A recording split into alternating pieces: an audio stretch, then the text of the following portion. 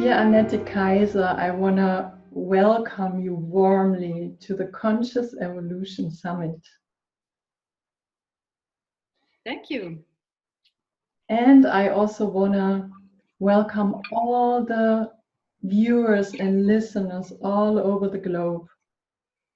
And before we go into our conversation, our deep dive with Annette, I would like to invite you to take a moment to really become present in your body, where you are, and not just open your ears, but also open your heart and your soul and whatever you can open, because I know that what Annette is bringing and sharing with us is of so deep value. So, and the image I got is as if we would be dry land which hasn't received rain for weeks or months, and how this land then opens every pore when there is rain coming, and to go into this inner attitude of open everything you can and relax into it.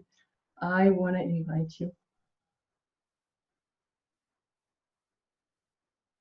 What a beautiful beginning. Mm-hmm. Rain is a symbol for grace. So yes, may grace be with us, which is always there. It's just the question if we are aware of it. It's always here. Yeah, and this kind of brings me really right into my first question, because what I sense, and I guess this many people have this issue or this obstacle, that I can really tune in a frequency in me, where I would say this is my personality, this is my history, these are my experiences, these are emotions. And then I can also tune in to a frequency in me where it's hard to find words, where it's limitless, where it feels timeless, where there is no age, where there is no story, where there is no beginning and no end. And for me, I'm so curious to explore more and more, how can I be both? Because I guess we are, in a way, we are both. Yes, you're right. We are both. We are the wave and the sea and the wave. We are the formless and the form. We are the ultimate reality materializing in this world as not two. And this, of course, takes us, most of us, some time to really be rooted in that truth, because that is really the quantum leap. We are starting to be affected more and more at the time being.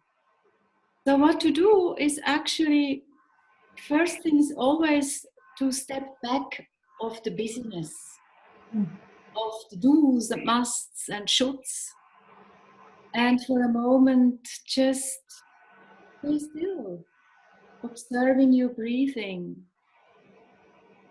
finding your feet on the ground, feeling a moment the grass, and just breathing in and out very in your own rhythm. And then you feel there, you see there, this little gap between each breath, this gap between each thought. And there it is together. And there the wave, in a way, also starts and comes back to you. Yeah, this matches very much my experience, because I would say in the last years I put it much more emphasis to not doing, to the gaps, to reducing doing, to find a lot of time to just rest and to listen and to breathe, to feel, to be there. And what I found out is that in a way, when I do that, I sense my system as if it would kind of synchronize with something much bigger, and then things fall into another order and into another perspective. And when I then come into activity, it feels easier, and it feels right, and it feels supported in a way. Yeah, that's very well said, what you just described. It is really like that. If you are in tune with the cosmic intelligence that works through us beyond mind, including mind, beyond emotion, including emotion, but it's not, how do I say, it's something, a frequency that is higher than all that, including all of this, what I just said. And this cosmic intelligence, or you can call it whatever you want, is self-organizing, self-renewing, self-correcting. Still, it needs a yin-yang balance of us, not only to think, oh, we can, sit on our cushion and then it will synchronize everything. Yes, at the same time, the becoming, being and the becoming has for me now the evolutionary light in it, where we start to co-create becoming more consciously, in a way of doing in non-doing. And do you also think that, or what is your experience? Because I sense when I then in a way take really this time to rest in the being, in a way it seems that it's much more easy to attract the people, and or to tune in the moment, and to it feels as if it's like a magnet bringing things together. Is this something you also would agree in? Or Oh, yes, completely. Because actually, in the being present, in the presence, we start to love what is. So we give, in a way, a frequency out that attracts. In the same frequency we send out, because it always comes together. So things really start to be much easier if we are allowing ourselves not so much to go with our personality or the I that wants, but much more to be in the big flow, expressing our unique gifts in it. Oh, wow. Life really starts to be a celebration. And that is also my experience. and in your experience, and with all the wisdom you bring, because I know you have a really rich background in different traditions, and especially in the Sufi tradition with Irina Tweedy, where you studied with her for, I guess, 17 years or something like that. What supports this trust and this really, where you really put things into perspective, and where you take the time for that, and where you bring your attention there? What supports that process? Each moment, that is the invitation, in a way, to be present. And if we are for once or twice or 3 times a day or even in an hour not present, so just take the invitation to come back into presence. So not punishing yourself that you are not in presence, but having in a kind a friendship with yourself and all your aspects of your being, and also work through love, attraction, you know. And if you can be so kind with yourself, you can be kind with other persons too. You are getting kind with everybody all at once. And that is, I think, also a new stage in humanity, how we treat each other so that peace becomes a reality more and more on this earth. So would you then say, Annette, that this inner personal work, so to speak, or attunement is a prerequisite, because you then, out of that, it's not a doing, but kind of other qualities can unfold and can come to the surface, which really bring our togetherness as humanity to another expression than we have it now mostly seen in the society? Yes and no. Because I say no, first maybe that, because the yes is for many of us already casual, we understand. That is very, very helpful to understand what the frequency of thinking is and what the frequency of presence is, because that's a huge step. And it's really an evolutionary quantum leap, I call it, if more and more people are dwelling or are rooted in presence. I say no because there are now young people on this world being born few years ago or being born now that have the experience of not falling into the two. They are present since birth and stay in this unity we all experience as a baby, not conscious, but they are already conscious since the beginning. So for them, they can, in a way, already go ahead with the next step, which is a collective step to really lift up the frequency of whole humanity. And in your experience, what supports us in that as a collective to shift into this frequency, what you described? Yes, I think very shortly.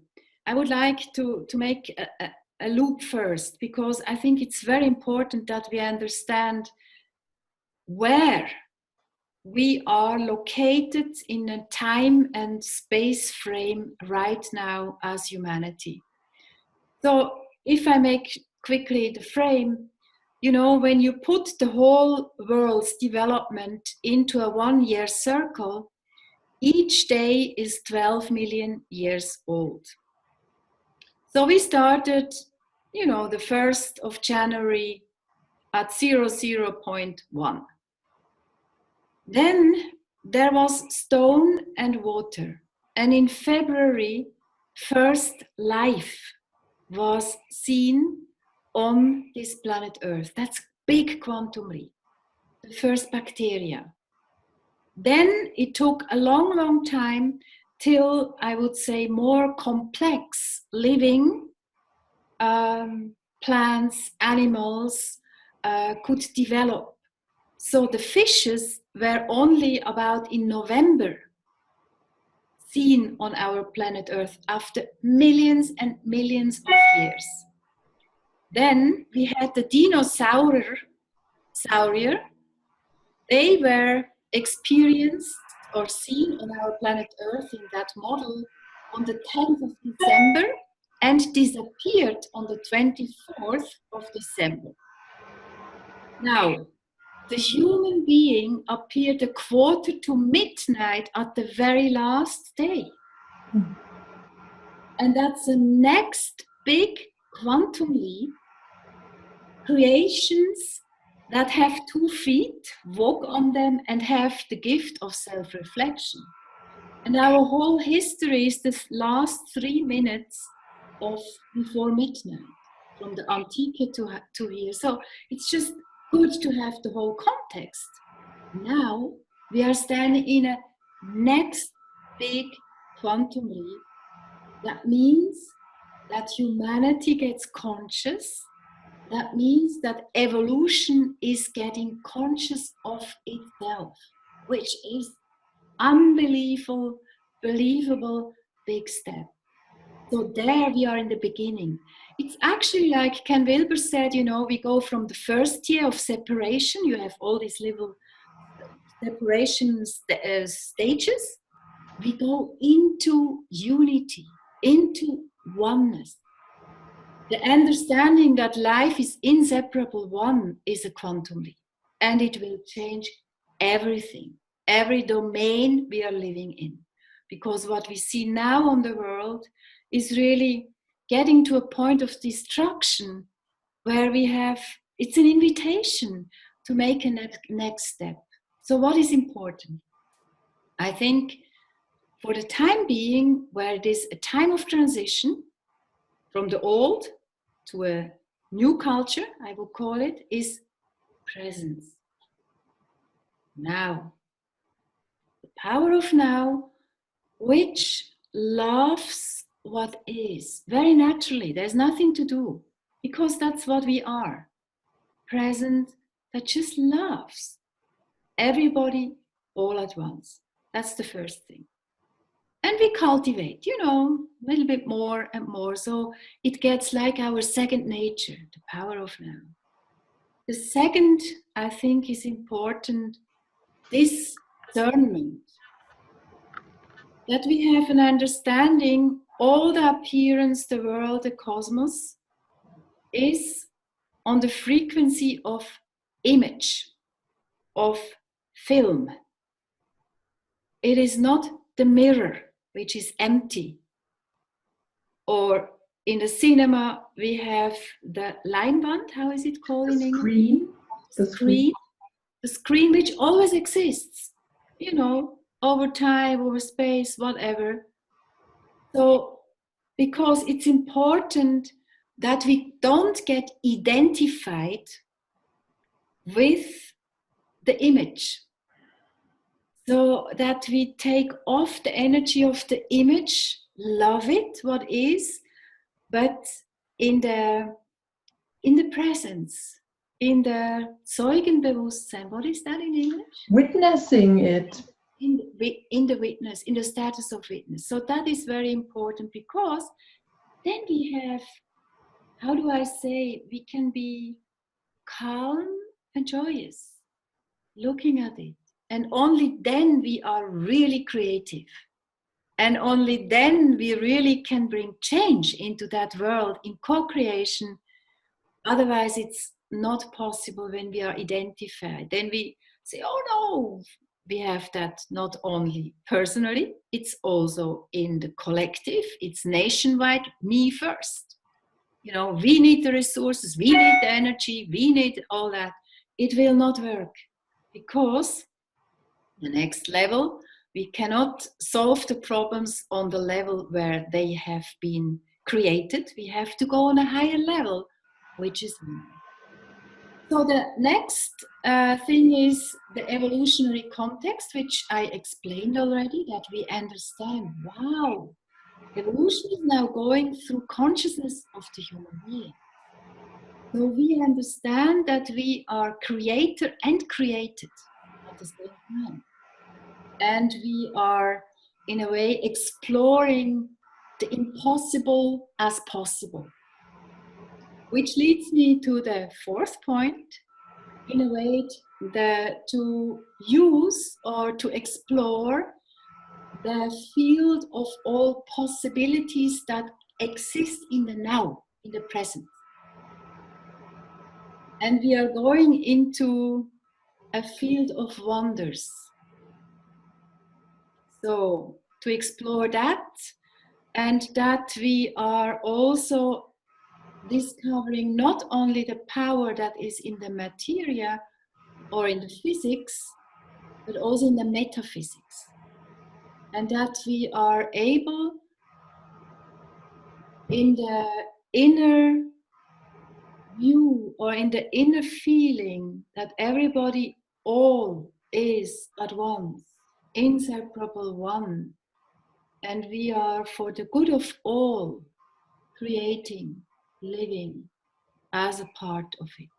And the last one is, for the fifth one aspect is maybe to really form small communities, networking, you know, all these little points of light that we inspire each other. That because I think the powers, the destructive powers, will still be building up on the visible, on the mainstream information we get. But the new green, as Professor Dürr, quantum physicist, always said, we hear very easily when a tree is cut how it falls down, but we don't see the young green trees already growing. And there are many, many grass, many, many trees growing all over the world. And we have, in a way, to have a stability in the vision of the good or the future, how things can develop and not get distracted by destructive, you know, information or this or that, not excluding it, including them, being open, because love is inclusive. It has also a heart for Mr. Trump and discernment, what he's doing. It has a heart for every human being, for everything that exists. At the same time, has a clear direction. Yes, for humanity. One world, one humanity, one consciousness. So there were two things which popped up when I was listening to your wonderful explanation. Is that first, there was when you said really embracing all and loving all, and it's not really something we need to do, it's just when we rest and when we relax, we can sense that in a way that's what we are. We can't help, that's anyways there. And my experience is that when then discernment comes or action are coming, they are not motivated by fear or by anger or by aggression, but they are motivated just by the love, where the love wants to express and embrace and create in a way. You see, I agree completely on one level, and I would even say it's not even that, it's the natural way of living. That is natural. What we call normal, you know, way of living is actually verrückt. It is, you know, not at the right place. I think we are coming into an understanding what a conscious human being is, a better understanding more and more. And that's the natural way, because we are only happy in a way, in that way of living. We are unhappy even if we have a happy life, if I may say so. But if you are very still and very tuned in with everybody that or everything that exists, and some part is suffering, we suffer too. So this will take, of course, time that whole humanity feels and think like that. But we had moments in history where it happened. Tsunami, for example, or when big catastrophes are in the world, for a moment, all the people have an attention toward these people or this earth part that is suffering and has compassion. Compassion is a natural state of being in us, which of course we can cultivate more. Yeah. Max Planck Institute, Tanya Singer says, compassion we can train like a muscle. So it's a cultivation. Yeah, and also this shifting in these different frequencies, I would also say this is kind of training where my awareness and my attention goes. Absolutely. Oh, yes. So in a way, what comes again and again to me is that we kind of really are invited to become the masters of our energy, of our awareness, of our attention. Where do we put it? What is really valuable for us? What is really nourishing? Where do we really feel that's our natural way of being, as you said? Yes, you're absolutely right. It's really where we put the attention, life force goes there, and there we create.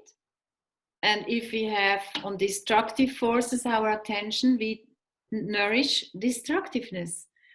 If we have it on presence, if it's on that, what we really see in beauty, we create beauty. Yeah, and then in a way, what often happens to me is when I meet someone where I really sense that this person is totally attuned with its nature and with its movement, and whatever this person does, it doesn't matter what, but it's so touching for me because I see in that and I sense in that this is how we are meant to be. Yeah, you're absolutely right. It can be, even if you clean the floor, it can be like a tea ceremony in the Zen tradition. You know, it has this light in it, or yeah, and that's how it is really. We are invited to co-create our world in this way. Yes. There, I just want to share a little story because you said this when you are cleaning. I had an experience a few years ago where I spent some time in Amas Ashram in India. And there is a huge hall where a few thousand people can sit. And there is a little Indian man cleaning the ground. And I just came across and I immediately stopped and looked at him and uh, and watched how he is doing that because there was no separation between him and the ground and his cleaning material. He was 100% present in how he was cleaning the floor, and that had such a huge impact in me. He was 100% what I would say in presence, in meditation. And it was so beautiful to be there and to see it and to kind of let myself be permeated with this, seeing someone really doing it. It really landed in me. And from this moment on, it also kind of stopped that I was separating sitting on a cushion or prayer or cleaning or cooking. It doesn't matter what you do. You can always be in this 100% presence and not separating yourself from what you do. How wonderful. Yes. That was so lovely. And then, Annette, I also got another image when you shared about this importance of connecting. So what came in my mind was this, how it is in nature when a caterpillar develops to a butterfly. So first there are few new cells popping up, the imaginary cells also called, and then the immune system from the old, from the caterpillar fights against these new cells emerging, and this goes forth and back several times. And I also know in my experience, in my process of development, and maybe many people can agree in that, it feels like going forth, going back, going forth, going back. But it kind of seems to be a very natural rhythm and a very natural act that it's like that. But when then the number of cells grow and grow, and when they start connecting, the moment where they start connecting, biology says then it's powerful enough that the new image, the new being, the new creature of the butterfly can emerge. Yeah, I think it's a very good metaphor for us to understand the process. And it's really interesting, as you said, you know, with the imago cells, how they, you know, are killed and then they start to rebuild and then they start to clump, then to build groups, then to network, and then the self-organizing principle takes over. That's very interesting, where really then the whole butterfly is emerging. Mhm. Yeah, and Annette, I would like to hear from you a bit more, because what my experience is also is, in a way, I mean, we can't really imagine what is the new, what is the next. We kind of, what I get is that we can attune with it and follow it, but my imagination, my mind feels way too limited to understand or to get where we are going to. And I sense it's very, very important to build a sense of trusting and following something where you don't know where it exactly leads you, in a way. Yeah, I think the new paradigm really brings us in contact with new tools. For example, intuition, telepathy. And it's true, we can only know in the three-dimensionality. And we leave that behind, go into multi-dimensionality.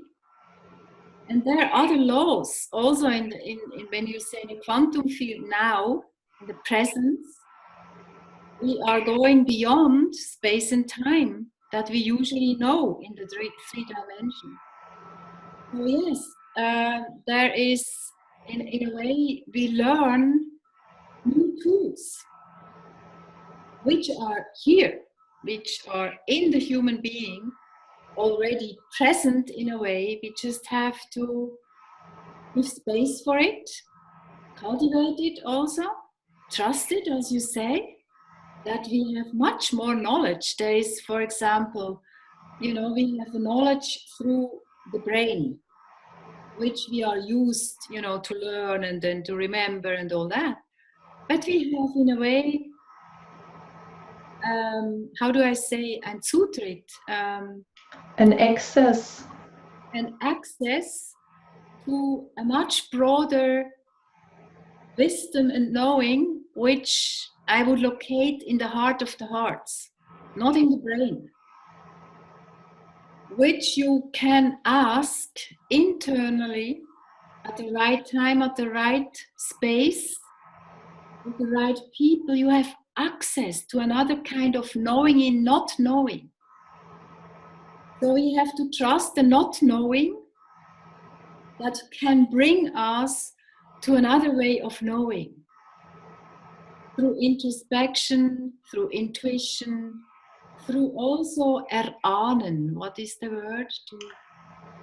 I don't know it exactly, but it's a sensing, it's a guessing, it's it's not quite the word, but never mind. But it's in that direction. You're right. Yeah, because we are all one. When we are all one, we have access to everything that is. So yeah, that's a very interesting time. We are in a way exploring a lot of new stuff, which we have people that have gone before us and have lived that, you know, Jesus, Buddha, other holy men and women that know of all this. And now these cities, we call it, is available for humanity when it is rooted in oneness. Only then it's available. And you mentioned just briefly this heart in the heart. Is this also something which is more available for us when we are in oneness? The heart of the heart is an incredible dimension, beyond any dimension. The heart of the heart is actually the dynamo. It is the light of the light.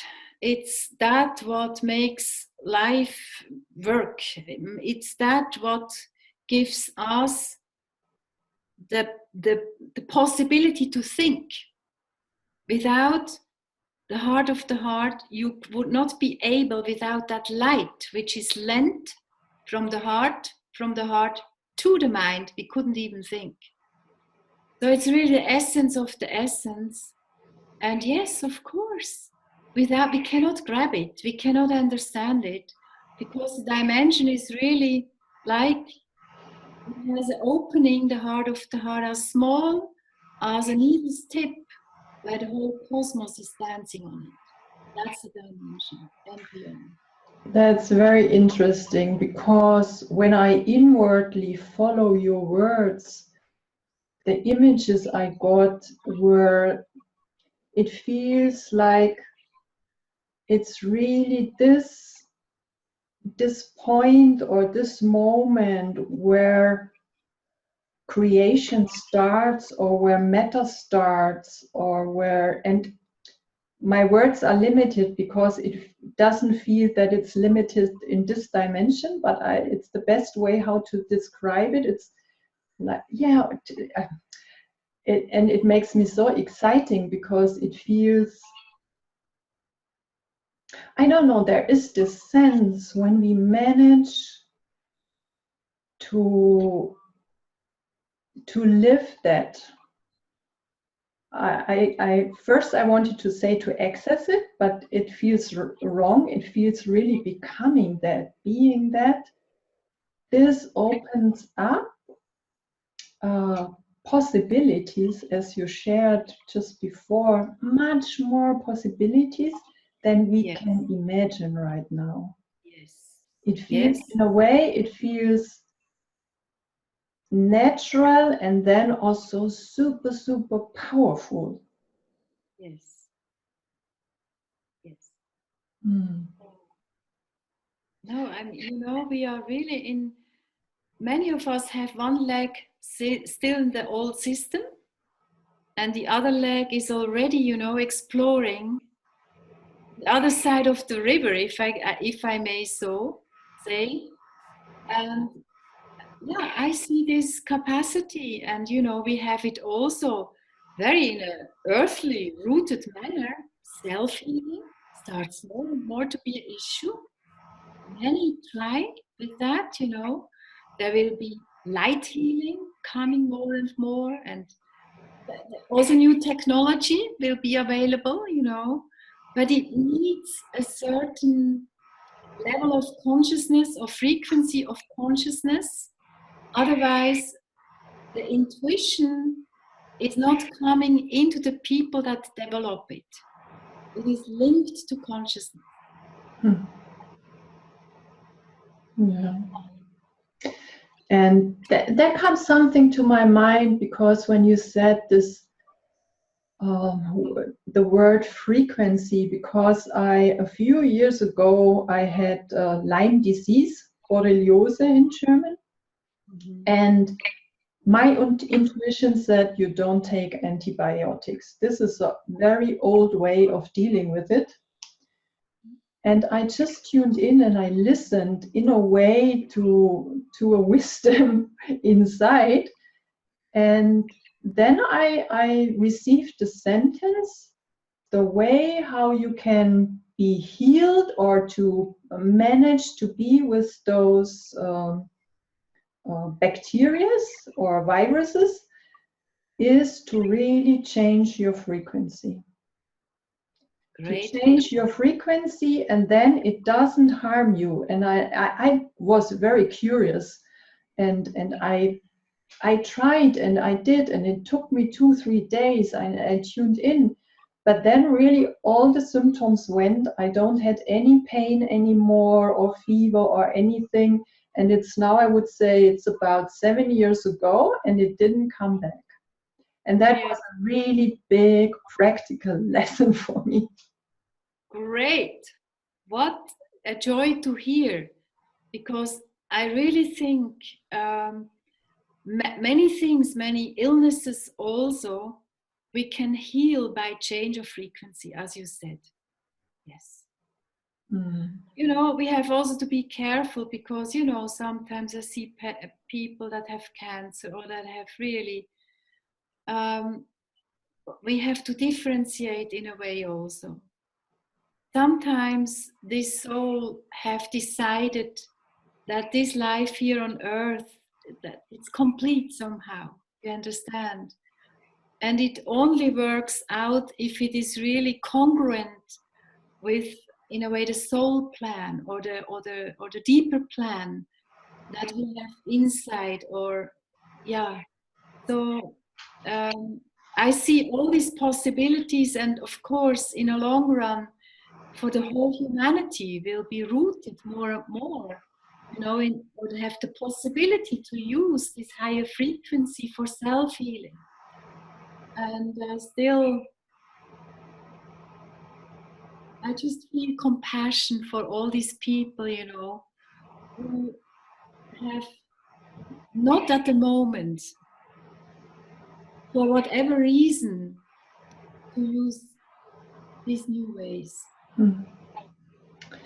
But in a way, I also sense, because I then met a woman just casually, and we talked, and we we ended up in me sharing this experience, and not in a way of teaching her or convincing her, just sharing my experience. And she then just said in a moment, oh, thank you so much for just sharing this, because she felt that she was expanding and just being open for another possibility. It didn't exist in her mind. She never heard something, she never read something, and she said that really she said she can physically feel as if she grew bigger. So in a way, I think it's also a value if we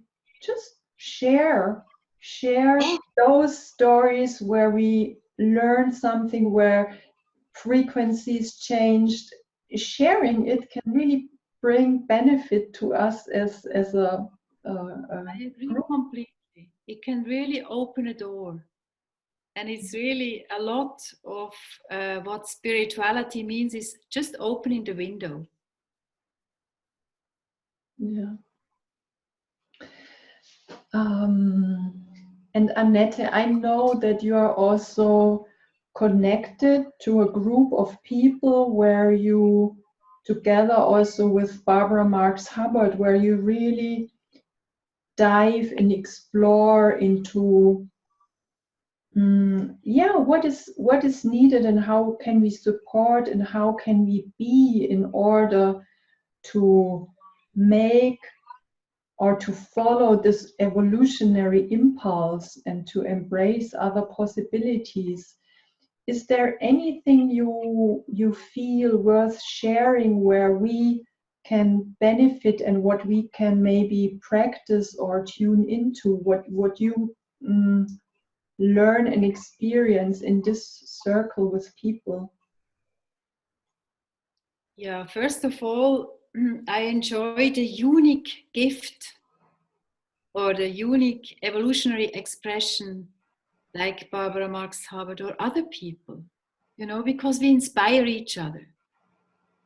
So, yeah, I have a kind of a friendship with Barbara Marx Hubbard where she has more the evolutionary ray that she incorporates, and I have more, in a way, the stillness.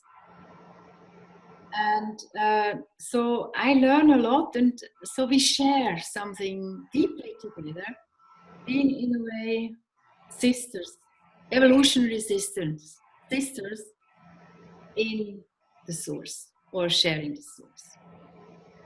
So, but now independent from all that, I think there are 5 areas where we could really have very practically a look at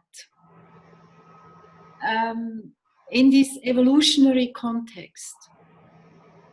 The first area is for me how we are among each other. How are we living in the family, in the friendships, in the nations, in our village? And there is a change when we feel you talk with me. There is not the friendship in an old way. You being separated, I'm separated, and we meet somehow. It is more a field that we are in depth sharing, dancing in it, which the different colors we are given to share, and how we cultivate together. And I mean, not only you and me, but all the people that are watching in daily life, that we really have a presence and love to go on another level together. Then another area for me is that we really tune in with Mother Earth, nature. Wherever we are, we are spoiled. You are in this Bayerischen Wald, where you have just the forest beside you, and just, to be under a tree. And not so much in separation, but in communio with the tree is such another experience of becoming and understanding a tree, or being friend with a tree, and also listening what Mother Earth, what the tree, what it really wants from us, or how we can share also our existence. Another field for me, and that is really a newer one, is the cosmos. And I understand that in the cosmos there is a multitude of other existence. There are star systems, and these star systems are in a way also alive. Not in the way we are alive, in a different way, but I feel that, humanity is not in the cosmos the only living being, not at all.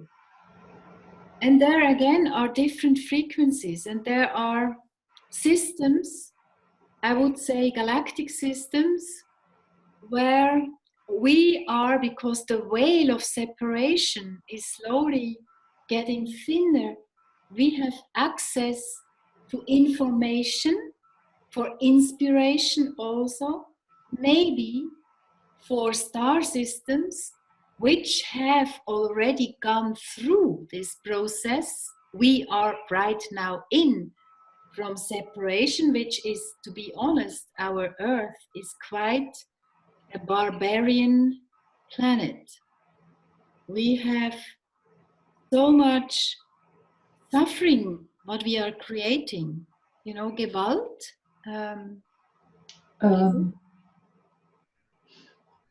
Gewalt, I would say aggression and hurting each other.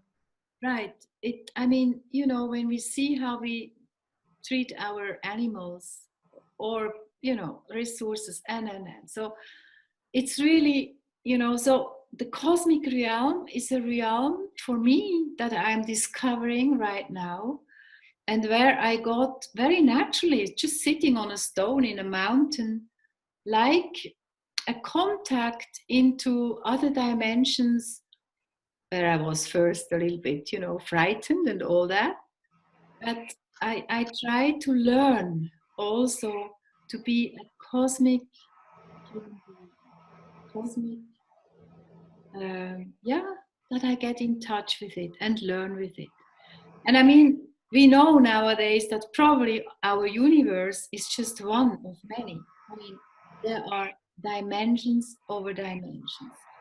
And it's also good to realize that our solar system is part of our galaxy. The galaxy has also central sun, and this galaxy is one of billions of other galaxies. You know, not to be so exclusively thinking to be or not to be and all that. So to see the vastness and to open our heart, and always, of course, to be rooted in present. The next field is for me the fourth, me and the thing that is unnameable. We would call it, some would call it Brahman, others Tao, other God. But you see, I think there's a dimension which is still a mystery and will be a mystery for us. And to open to that, because what we think nowadays or experience or have even written in text, what consciousness is and how it can develop, well, we are only halfway through on our earth. We have still 4.5 billion of years to exist on our earth. It can, you know, expand much more. Well, what do we think? So to have, for me, again and again, you know, this nameless, this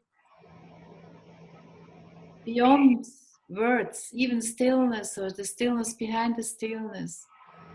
To have there a sharing, a time, a special time with the mystery, the big mystery. I think that is also good to cultivate. And the last one is the realm of me and my higher being. What is the relation? Do I really fully love this person that is sitting here? I mean, fully, you know, with the shadows, with the pittiness, with the greatness. How am I through? Or are they things from my past still, you know, catching up? Or so these are for me 5 realms or 5 aspects that I consider as essential, and to find out again and again in relation to all 5 realms, aspects that are finally one, inseparable one. But there I can dance and with others, alone, and discover new aspects so that I go further, because I'm a beginner. I'm always a beginner, and at the same time, nothing.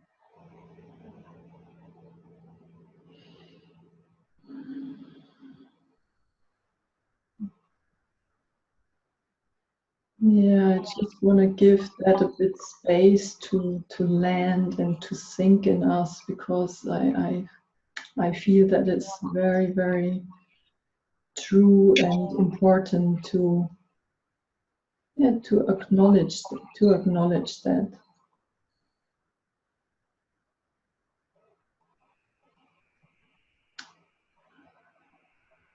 And in a way, Annette, when I would bring a more personal question. Where do you feel as Annette, as a person, where do you sense yourself in this evolutionary process? Where is the territory where you explore the most, or where you feel edges to expand? Well, every day is for me a possibility to get wider. You can learn from a cat. You can learn from, meetings or whatever. But what I consider what is a personal field, I'm a pioneer, in many ways. And I have to bring, that's not so personal, because really I try, the personal way, it's going already very naturally. I just learn. I'm a beginner, as I said, I'm not perfect. I'm a normal human being. Basta. Woman, I have a good husband, I have 2 children, and all that, it's very natural. It's nothing special. And for me, it is important that I'm not special in that, to be an example that it is possible. Understand? I had to work my whole life and all that, no privileges in that sense. And it's possible. So that is that. But the pioneer work is really, in a two sense, to bring in the feminine aspect in spirituality more into the center. And what does it mean? It means really a way of living. It means to help co-creating heaven on earth. I have a very clear vision about that, which there I stand for.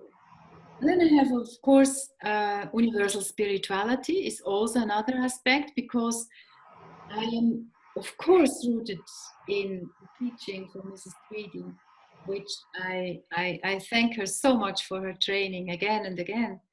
And I expand into universal spirituality, which leaves beyond and includes the special ray that goes into that has no color. So there too, I think, doing some pioneer work, and very practical. I have initiated a project for Europe, and I've also made this little book, Die Seele Europas erwacht, the soul of Europe is awakening. And so I try in my engagement, without in a doing, but by not doing, to bring that into Europe, because I see in Europe a strong possibility to make a step ahead, not regressing. At the moment we see the regression, but I see, because of many circumstances, we could make a step forward for many reasons, which means really to create or co-create a Europe out of prior unity, before all differences appear. Respecting and celebrating the differences in unity. And this is a jump, and it means change of financial systems, change of, the decrease from the north, rich and poor, south, and all that, to be able to have tolerance for the differences, to have not so much, I try to elaborate together with some other people also new ways of organization, where we don't have hierarchies, structural hierarchies, natural hierarchies, yes, where the person that has to say something, building a house, we need an architect, and he has to say, if it's about being present, then it's a spiritual teacher standing up. But we all sit in a circle, having different roles, and the one that is necessary speaks up and sits down again. So all these are new ways of also really, really, estimate, respect each human being, whatever they are, see the light in them, and go from there in a way empowering themselves to be what they really are. Things like that. So, in many aspects, I try to sing my song with others. Beautiful. And those engagement you shared, are those also networks where people who are listening to this or who are watching this video could also participate in a way? Is this something people would maybe find on your website if they're interested? Yes, there are links on the website, and the European project is called Co-Creating Europe, and the website will be at the end of August officially, and then all the information is there. We just made a walk also. We do walks also in each country. Is the idea very simple: to walk together, to sweat together, to have cold together, to experience the mountains, the paths, the seas, and to go in the spirit of unity for Europe. That's one thing. And then also another idea is that we have a forum in 2021 where all the new cultural projects that work, communities, new energy, permaculture, all new technology, all the people come together, getting visible for mainstream, so that people in the mainstream that have no idea what is already the young green we were talking before is already growing, giving them a perspective and say, look, that is possible, so that really it opens the windows, really, as you said before with this lady, where you talked about the frequency. So if people get to know what is possible, it will really change the atmosphere, the frequency in Europe as part of the whole world. I love hearing that. It's beautiful. And in a way, I mean, I see a lot what is not working, but I feel so much joy and so much pull and call, because I feel and I sense we can really create something bigger and better. It's just there. It feels as if there would be just a very thin curtain between how we live now as a collective in mainstream and between what is possible. It feels so thin for me. So I have so much hope. Yeah, the blueprint is there. The blueprint, it's all there. Because, many times I do little exercises when I have retreats or my doors and my things I do at the Villa Unspunnen. I ask them, how does the world look like? The best you can imagine. I tell you, everybody says the same. So I really think that we have a blueprint in our heart of a world, because it's, we have chosen to be here on this planet Earth, and we all have, in a way, a deep knowledge, a deep knowing. We see the best how it could look like, our world. We just have to open the door once more so that we materialize it here. Yeah, I just got, it would be really just helpful if people really feel a resonance with it, with this image you're sharing, with this blueprint in our heart, and as you beautifully said, it's not different. We all have the same. So just spending there every day a few minutes connecting to that, it also feels supporting it coming alive. Yeah, and I think it would also really help the collective process of getting more conscious together. That we not only transform ourselves and have an eye on that, but also already have really the image of Mother Earth, you know, and how it could look like, and nourish that as you suggested each day, just a minute or 3 minutes. Wow, I tell you, Mother Earth would make a jump. Mm. That is, it's really true.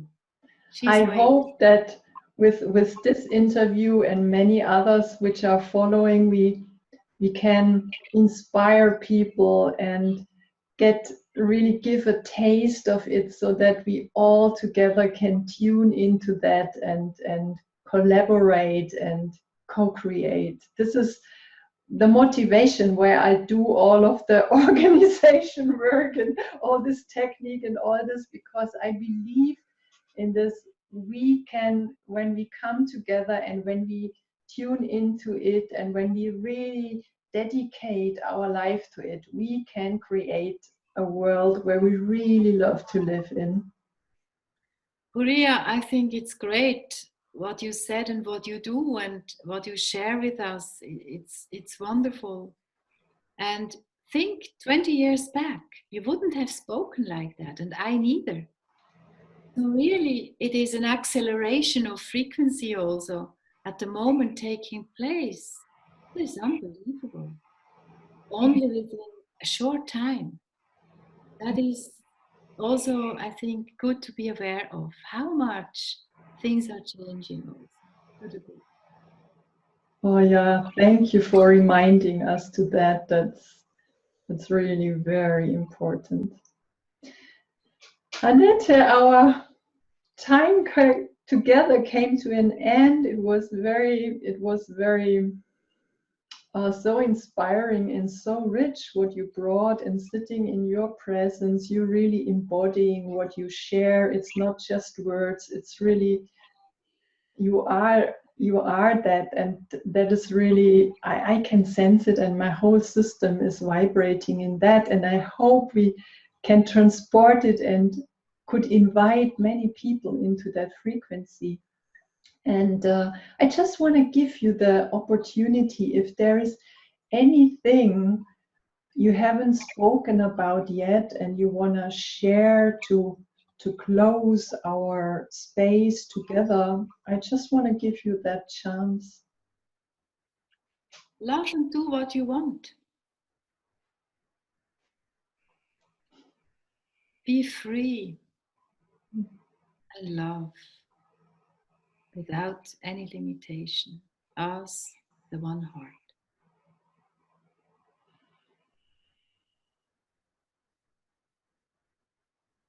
Thank you so much, Annette. It was a joy, an honor, and a pleasure to have this possibility to have this conversation with you. Thank you. And thank you to all listeners and viewers, wherever you are, that you take your time, that you took your time to be with us, to tune in, and to hopefully be expanded and be open to much more possibilities. I thank you from the bottom of my heart.